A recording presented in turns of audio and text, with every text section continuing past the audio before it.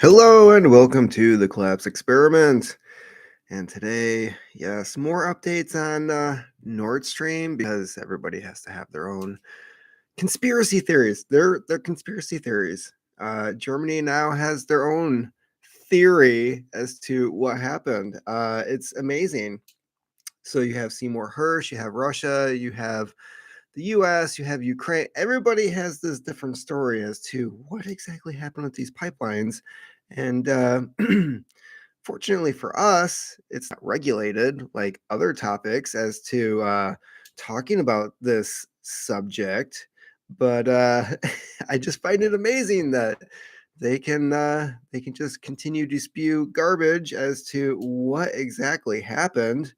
Um, in this situation.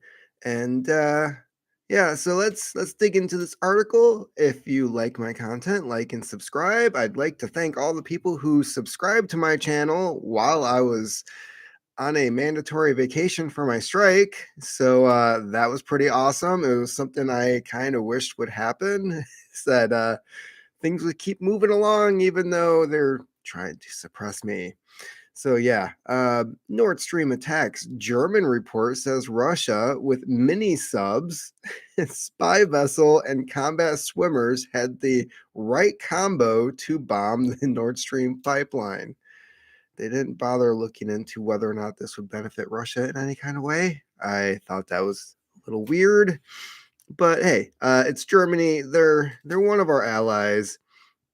They're they're kind of out there. They just I don't know. I think maybe perhaps they're just trying to go along with what other people are saying. An alternative theory. How about this? I'm going to correct this as I go. An alternative conspiracy theory has concluded a possible Russian hand behind the September 26, 2022 Nord Stream gas pipeline attack based on the Russian Navy's exercise in the Baltic Sea a week before the explosion. Yeah. The drills involved naval special forces, combat swimmers, mini submarines, tender ships with cranes to lift them, a smaller spy vessel, and a communication ship. The underwater pipelines on the seabed were located northeast of the Danish island of Bornholm and are regularly patrolled by Swiss air assets. Regularly patrolled by. Okay, so you're trying to say that this group did this, but then you're like, hey, these people also have access to that area anytime that they want. The closely tracked Russian naval movements, which were not particularly being watched at the time due to a host of operational and weather-related issues. Yeah, it sounds like the perfect environment to do something like this. Their involvement, meanwhile, has been claimed on the basis of one of their automatic identification systems, which switched off and other suspicious movements based on satellite imagery. This is according to a German online publication that used open source intelligence and satellite imagery of Russian naval maneuvers to draw these inferences. Inferences. Okay. I think Seymour Hersh might have a better backing for his allegations, if you will. Pipelines start pumping more controversy. The Nord Stream matter came back into focus again on February 8th this year when Seymour Hersh, blah, blah, blah. We already know about this. Okay. The Norwegian military then activated the explosives remotely upon receiving an order from the White House. Prior to Hersh's report, there's no evidence of a Russian hand in the explosion. It added that European capitals, which blamed Moscow right off the blast, were finding themselves in an embarrassing position because it doesn't make any sense. The German report outlines how ships' assets of Russia's Baltic Sea Fleet, particularly the submarine support ship carrying the mini submarine project, and a Spetsnaz special forces unit were right combination needed for such an operation. Okay, or they could have just been doing an exercise, or perhaps they got word that hey, somebody's messing with your pipelines, and they went down there and didn't find anything. that could be an issue. Usually stationed as part of the Baltic Fleet in Kaliningrad. However, the satellite images shown that it apparently left port on the night of, and this is the SS 750, which is a ship that was carrying the mini submarine. At a speed of 9 knots, she would have been able to reach the crime scene. The crime scene. The so-called automatic identification system, which sends location data, was switched off. Yeah, you tend to do that during war. Okay. Satellite images suggest the Syzran left Kaliningrad, a Russian enclave outside the mainland of the Baltic region, on September 21st. This, however, cannot be definitely said owing to a cloud cover that obscured surveillance. Okay, so yeah, Germany's trying to still point the finger at Russia. However, do they not realize that perhaps Russia was actually profiting from selling stuff to Germany? I don't see why Russia would just, they could turn off the pipeline at any time. They can turn it off. They've been doing that. They're like, oh, maintenance, close it down. And they had been doing that. They're like, oh, we need this new part. Better get on that, Canada. And yeah, so they were already tinkering with shutting it down. They didn't have to blow it up. That would be insanely stupid to blow it up. It's like that was a huge negotiation tool. And that's why I think overall, aside from Biden saying that he was going to do it repeatedly, time and time again, I think we actually did it.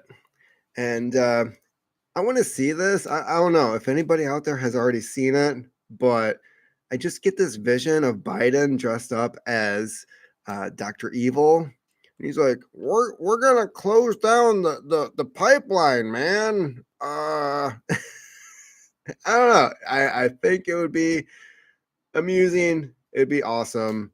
It's something that should be done. And then let's see here another. Okay, so two more articles on this subject. Watch Ukrainian soldiers seen with depleted uranium ammo in UK. It gets better than that.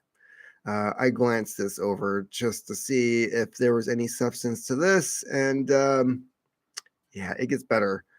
So, Ukrainian soldiers have been filmed alongside depleted uranium ammunition in Britain that Britain is supplying to their country for the fight against Russia. The footage is contained in a documentary the UK Ministry of Defense released Sunday as Ukrainian tank crews completed their training. That's not the whole story. Britain is gifting 14 Challenger 2 tanks to Ukraine together with depleted uranium shells. MOD spokesperson told the media impact to personal health and the environment from the use of depleted uranium munitions is likely to be low. Why don't you ask Iraq that? But the decision to supply the ammunition sparked a furious reaction from the Kremlin, as it should. Vladimir Putin pledging on Saturday to retaliate by moving tactical nuclear weapons to Belarus, which, from what I've seen online, he already did that. Is anybody else concerned about this? The depleted uranium ammunition seen in the MOD documentary is marked inert, suggesting it would be a replica. A blue and silver training shell is visible next to it, an expert told Declassified. Let's see here. From the Conflict Environment Observatory, the orange and black munition in the video appears to be an inert display, blah, blah, blah. U.S. denies supplying depleted uranium ammo to Ukraine, but it's not as simple as that. Here is a U.S. soldier in Britain teaching Ukrainian troops about tank shells, pointing at a depleted uranium round that the UK is supplying. Yeah. So, who's handing what to whom? A U.S. soldier in Britain is showing them how to handle it. Okay, cool. I guess maybe he needed some overtime. Uh, we went behind the scenes to show how the British Army spent several weeks training Ukrainian tank crews to operate and fight with the mighty Challenger 2. Yeah, it's an older tank, but it would probably suffice, and it does shoot this type of ammo. Meanwhile, back to Germany.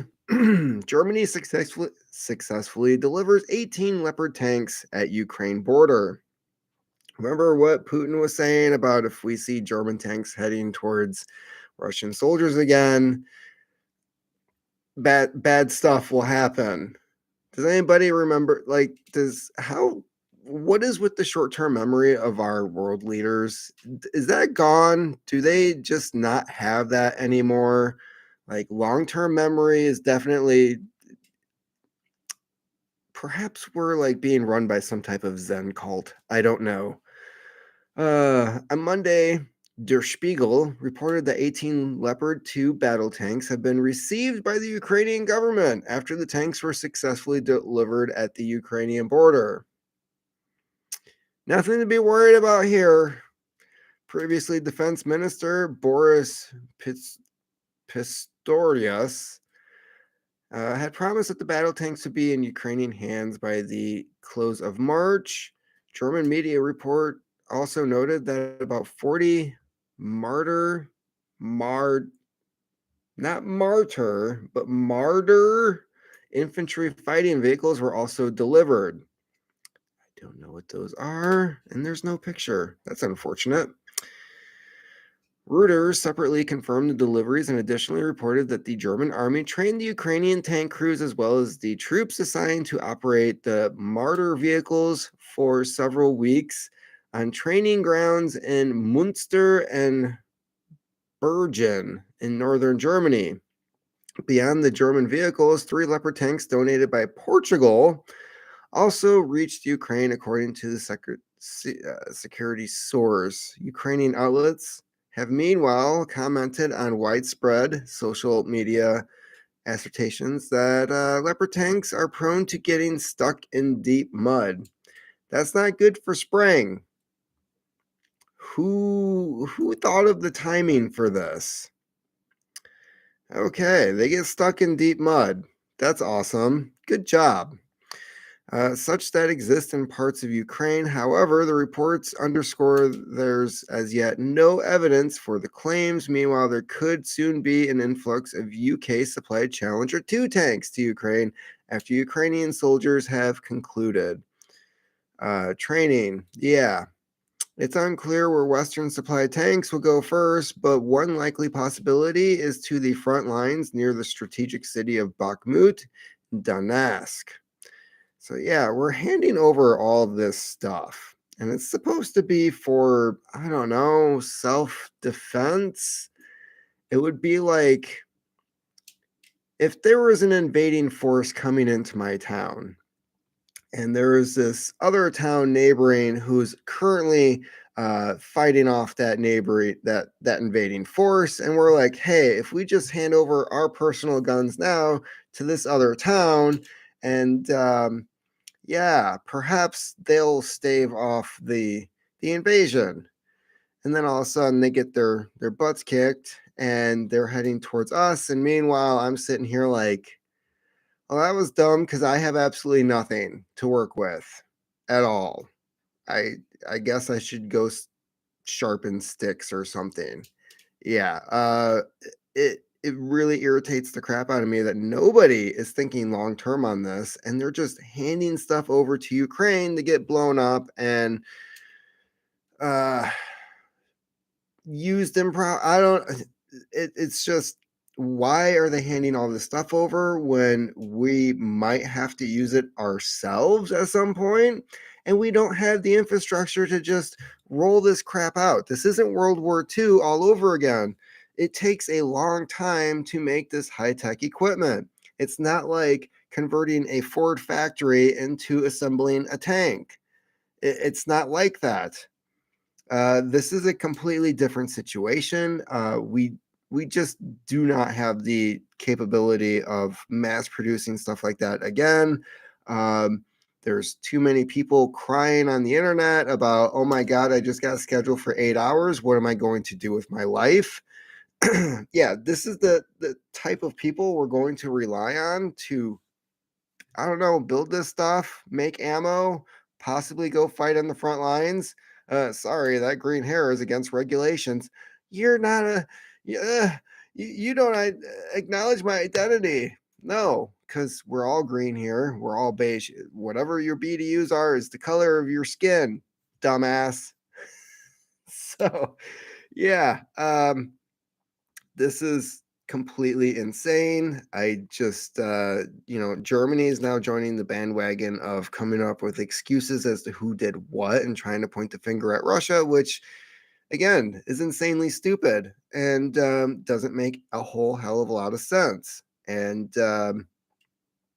so I don't know. I don't know where all this is heading. I have a very good idea. I think the whole Belarus situation with Putin right now is a telling sign, and I find it interesting that not too many outlets are really reporting on that because uh, the ones who were saying like, "Oh, Putin's saying he'll do this," and then all of a sudden it's, "Oh, Putin did this," and then we don't hear anything at all.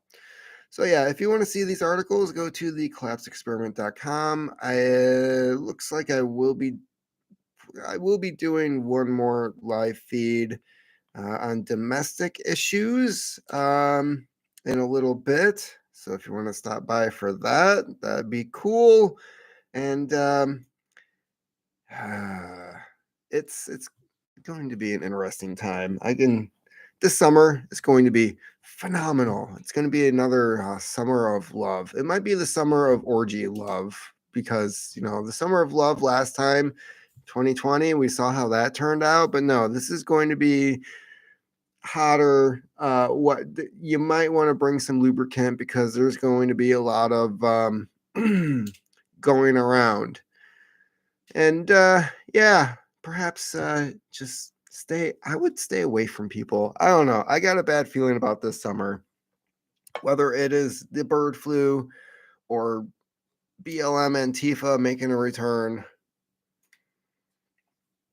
Because remember, we have an election coming up, and people are going to start talking and going around doing things, and somebody else is going to be taking a nap in the basement and somehow get another record number of votes for absolutely no reason whatsoever. Keep on typing.